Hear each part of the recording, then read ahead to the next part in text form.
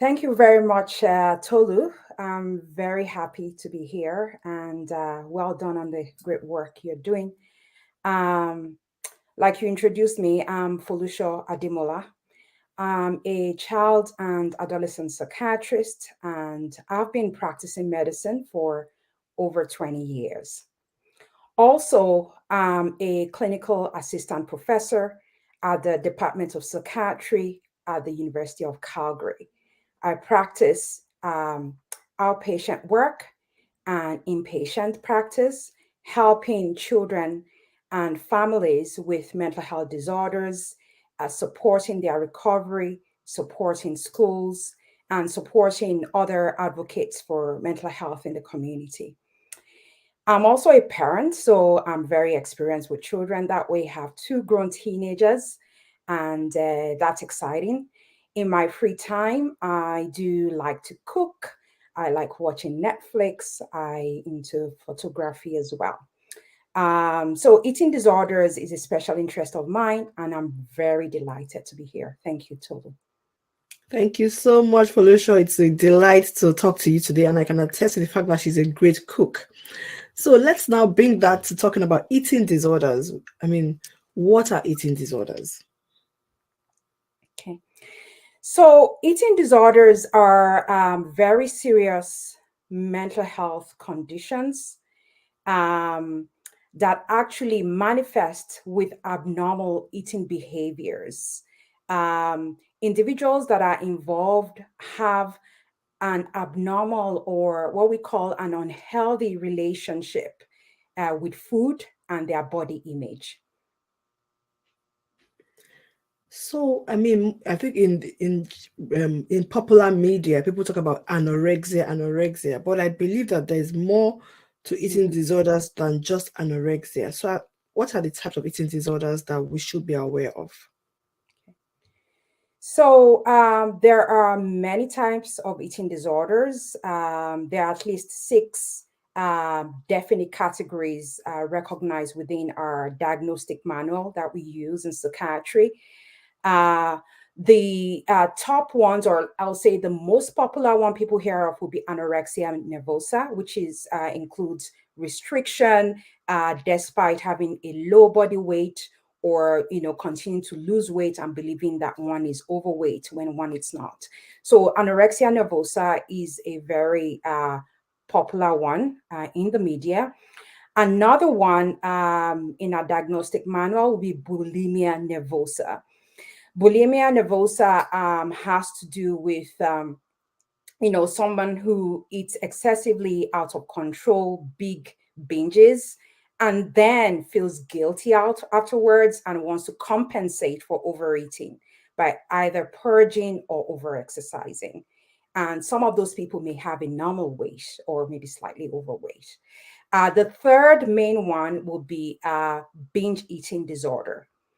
Binge eating disorder, believe it or not, is the most common of all eating disorders, but anorexia is the most popular. Let's put it that way. So, Mhm. binge eating disorder is most commonly found in people that are overweight. If take a history, many people who are actually obese or overweight may have actually binge eating disorder. There are less common eating disorders like pica or something called avoidant food restrictive intake disorder. There's rumination disorder. Those are less common eating disorders. Okay, so you've mentioned, I mean, anorexia, you've mentioned bulimia, Mhm. and you mentioned with anorexia that people feel that they are overweight. So it looks like body image or perception of being of a particular weight is so important to eating disorders. Would you agree? Yes, indeed. So if we look at how eating disorders actually emerge, for anorexia in particular, the typical age of onset is around puberty. It is more common in females. And, during puberty, the body is changing. And many females that fall into developing an eating disorder feel discontent about their body shape, about their body weight, about their size, and their body is also changing in ways that are, very confusing for them. And that body dissatisfaction then starts to kind of drive them to want to fix it, either by restricting intake and thinking maybe when I lose weight I will look better, or I will feel better about myself, or people will like me, and things like that. So yeah, body dissatisfaction is a strong factor in development of anorexia nervosa in people that are vulnerable. So you've mentioned, puberty being a vulnerable time, but are Yes. there any other causes that we know of, or any other things that increase the risk of a child or adolescent developing an eating disorder? Well, in the research, there are multiple factors that can contribute to an eating disorder. The strongest factor is actually genetic. The research has shown that if you have a sibling or a parent who struggles with an eating disorder, regardless of the type, remember there are many types, there is a vulnerability in an individual to develop an eating disorder based on family history. Mhm. Other factors will be environmental and maybe life experiences. For example, like I said, during those teenage years, some kids are exposed to bullying and people picking on them for their body weight and shape, and sometimes that leads to development of low self-esteem and they want to fix it and stuff like that. So that could also make them vulnerable. Some personality types are actually also more vulnerable to developing an eating disorder. For example, people that are perfectionists, they want to be a particular weight, a particular shape, look a certain way. So perfectionism is actually a risk factor. Other risk factors will be like impulsivity. Like people that are impulsive tend to develop more like the binge eating or the bulimia nervosa type because they impulsively binge, as an example. Or people that don't know how to manage their emotions well tend to be more vulnerable to an eating disorder because they sometimes negatively use eating as a way to cope with their emotions. So those are some personality factors. Home environment in terms of the culture within the home around body shape, body weight, eating. One needs to be sensitive to that because sometimes that could also create a vulnerability in a child. So yeah, those are some factors that I think we should highlight. Wow. You mentioned that it's commoner in girls, but Yes. I mean, we do see it in boys as well. But are there any particular, for example, some activities or interests that kids may be involved in that may increase the risk of Mm, developing an eating disorder, or have they been linked to an eating disorder in any way? yeah. So that's a very good point. And in fact, it's backed by research. So some professions or some activities have certainly been linked with eating disorders. An example would be, dancing. We hear ballet dance in the past and things like sports like gymnastics, even wrestlers that want to stay in a certain weight category, Mm, they sometimes can develop an eating disorder.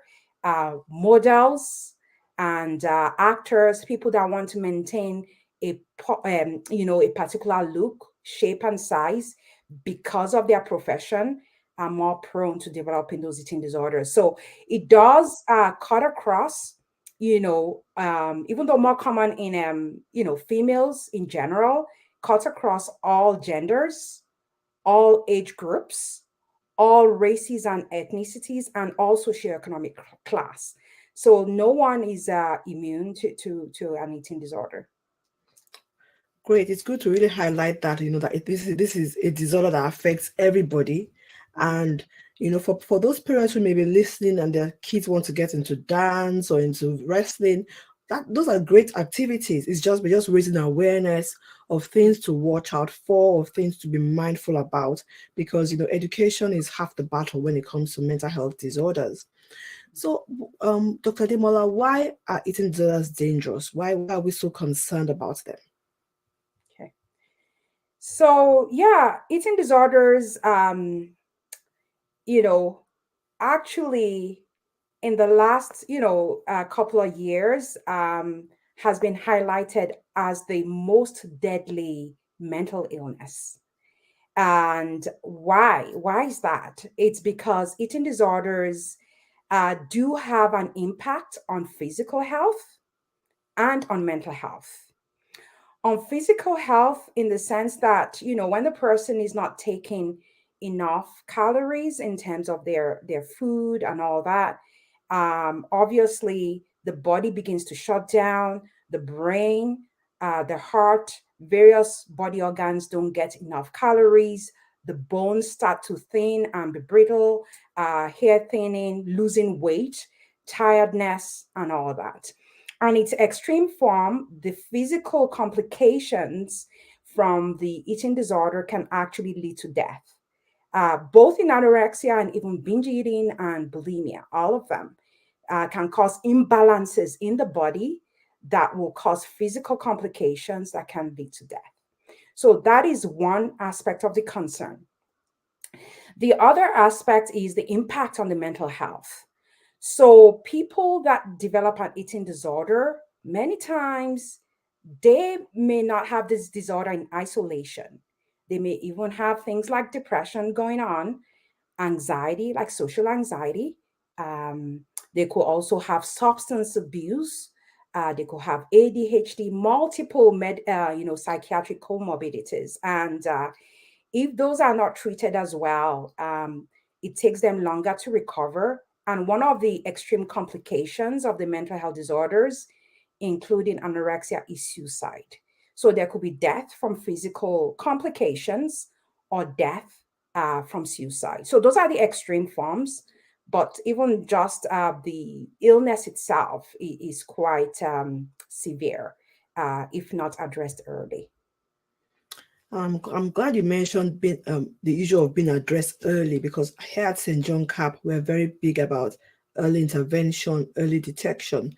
So, for parents listening or even teachers, what are the early warning signs of an eating disorder that could be picked up in a child or in a teenager, for example?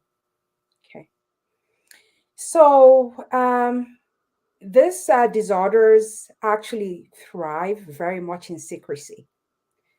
Many times the child likes to hide the behaviors. But the lovely thing is, as a parent, you are in the best position to start picking up those signs. So if there's your child starts to make comments about body shape, body weight in a way that is negative about themselves or about other people, fixating on those things, and then maybe researching about diet and saying, oh, they want to go on a diet, so they want to be fit. It can be a good thing, but try and pick up when it's becoming a little excessive. They might say they want to go on a diet, they want to lose weight, they want to keep exercising. They skip meals, and they say, oh, I've already eaten, or they don't want to eat at family time. Maybe they don't pack lunch for school, or if they pack lunch, they don't eat it, and things like that. And then if you start to notice weight loss, so any kind of change in the child's attitude towards eating, towards their body, and even in terms of their behavior around the family, you need to be um, aware of that and pick up on those cues. And even teachers may be able to notice that the child is losing weight. And sometimes they bring it to the attention of the parents, or the child is not eating with others during lunch and things like that. So those are some of the signs. And also to say, in mental health, we always say when something is a disorder, it's beginning to affect functioning. So you Yeah. might see some disordered eating, which is like, really unusual, unhealthy ways of eating. But Mhm. your child may still look like they're functioning well. So Yes. things like they're eating with a teaspoon, they want to eat with a saucer, eating very small portions, Mhm. cutting out particular food groups, but yet they're really not losing weight yet. then it doesn't seem excessive, but we're beginning to see those unhealthy habits, and we can pick up on those quite early. Mhm. So I'm wondering, when we do pick them up early, is there a way to prevent progression to a full-blown disorder? Okay. Yeah, that's a good point. Yes, the short answer is yes. There are ways to prevent them from becoming full blown. So the first step is being aware. You notice something that's different about your child, and you should lovingly and gently have that discussion with your child. It could be that, they're going on a diet, or they're exercising excessively, or cutting out certain foods, and say, I don't want to eat fries no more, or I don't want to eat fast food. And they used to love fast food. you know, you can just, have a conversation and ask why they don't want to do that, or what's going on. Find out if there's anything kind of stressing them out at school, if there are issues with their friendships. Just try and see behind what's going on for your child, because sometimes the eating disorder is a symptom of other struggles behind the scene for your child. They may be struggling with their social relationships at school. Sometimes they're struggling with their academics. Sometimes it's because maybe the family is going through some difficulties. Maybe there's marital issues in the home, or there's very severe sibling rivalry that the child is trying to resolve through taking some control of their weight. So just kind of being aware, having those conversations, bringing out, the concern in the open, and generally not stigmatizing the child's weight will help. Just say you're concerned for their health. Food is important. I would like you to really sit down with us at family meals. Let's eat regularly together and things like that. So, some just kind of establishing some boundaries and routine around meal times and being important for the physical and mental health. Wow, those are great, great tips. Thank you very much. So, when a child now then progresses to a full-blown disorder or gets referred to you and I, what Mhm. how are they treated? What is the usual pathway? What are the treatment options for these children? Okay. So, if an individual is suspected to have an eating disorder and they get referred, the first step is an assessment. So, for me as a psychiatrist, I do a full assessment, and I try and establish if the person has an actual eating disorder and what type, and then a treatment plan. I'm going to get you to repeat that again because I think we got the connection wavered a little bit. So, would you mind starting from how you do your assessment again, please? Okay, that's fine. So, when a child is referred to me with concerns of an eating disorder, the first step is a thorough assessment. The assessment will involve talking to the child, talking to the parents, and sometimes even talking to the school to get information about how the child functions. If I conclude the child has an eating disorder, there is a multidisciplinary approach to the treatment, because there are different aspects of the eating disorder that has to be addressed. Okay.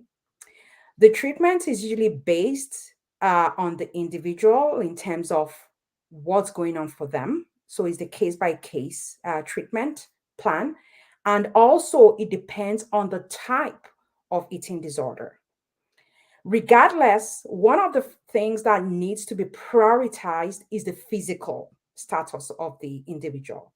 So, making sure that the person gets physical or medical treatment through their family physician or pediatrician, in which case they will make sure that there are no abnormalities physically, and doing blood tests, maybe some heart tests, some bone density tests and things like that. So the physical status is the most important to start treatment.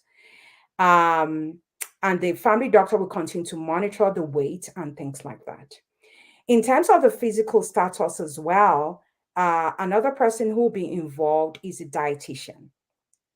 So the dietitian will be able to give advice on appropriate intake for the young person. Either, whichever eating disorder is going on, the dietitian can make meal plans and guide the young person, guide the family about what will be appropriate to help the recovery of that young person. Okay. And then, apart from the physical, then the psychological aspect of the treatment will involve a counselor or someone who does talk therapy. The talk therapy can be with a young person. And in particular, for anorexia, we involve the family. So there's a treatment called family based treatment that we use for anorexia. And literally, it's like the therapist sits with the parent and the child, and then they bring food into the session. And the therapist literally coaches um, the parents on how they can help the child feed themselves again. So there is individual therapy, family-based treatments, and also the psychiatrists also monitors mental state of the child for any other conditions like depression, anxiety, OCD, and things like that. And if needed, the child is prescribed medication for their condition, for the depression or even OCD and things like that. So there's a multi-pronged approach to treatment depending on the child's needs and depending on the type of eating disorder and the stage. Because some people, when they're severe, they end up in hospital. So, Great. Thank you yeah. so, so much. So if you're a parent, you're listening to this and you're wondering about your child, you're worried, reach out to your family physician, reach out to your child's pediatrician, get help early because early intervention makes a huge difference. And like Dr. Ademola has said, it's a multidisciplinary approach. There's so many professionals that need to work together as a team to make, to help your child. So before I let you go, do you have any final words of advice to parents who have concerns about their child's eating habits or eating or body image difficulties, for example? Okay. Thank you, Dr. Alugo. So, yeah, for parents out there who may have, concerns about their child, I think one thing you should know as a parent is like you are the best person to help your child. Like you are the specialist in helping your child. And if you pick, any signs about, their eating habits, do not shy away from confronting it early. Uh, because the longer it goes on, then it develops into a habit and then it's harder to change.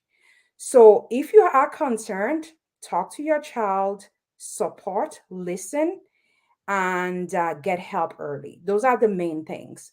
And even in the home front, there are some things that if you are doing as a parent, it actually, I would say they are protective for not developing an eating disorder or trying to resolve any subtly emerging eating issues.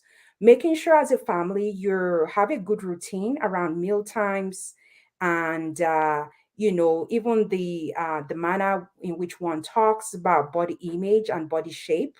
One should be mindful about that because children do internalize that. It could be even the way you talk about yourself as a parent, like saying, "Oh, I'm fat," and then the child sees that as a bad thing, and maybe you're saying it in a very negative way, and then they don't want to be like that, and things like that. So we have to be mindful about our conversations, mindful about how we structure meal times at home, and just generally listening and supporting the young person. And if we are really concerned, we should get help early. It's better to get help and the doctor says, "Oh, everything is okay," but then the conversation will have started with a professional. And sometimes that's all the child needs to change, that you're taking things very seriously. Thank you. Wow, thank you so, so much. Those are such great tips. Thank you so much, Dr. Ademola, for joining us today. And for you who's listening to this program, remember the St. John Cap is on YouTube. Please like, share, subscribe. Also on Instagram. please listen to the podcast Walking on Eggshells with Dr. Tolu on every platform where podcasts are available. Share within your networks. And, there's so many different topics that are available already on the podcast, on YouTube. Just go and watch them, be informed, and go to your healthcare professional if there's any particular topic that resonates with you and you want further information, clarity, or you just want to get your child, looked at. Like Dr. Ademola said, it's better to have your doctor see there's nothing wrong or nothing to be worried about than to let things linger and then progress. So thank you, Dr. Ademola, once again. And I would love to have you back again to discuss more and more topics about youth mental health. It's been a pleasure. It's been an absolute pleasure. Thanks for having me, Dr. Aluga.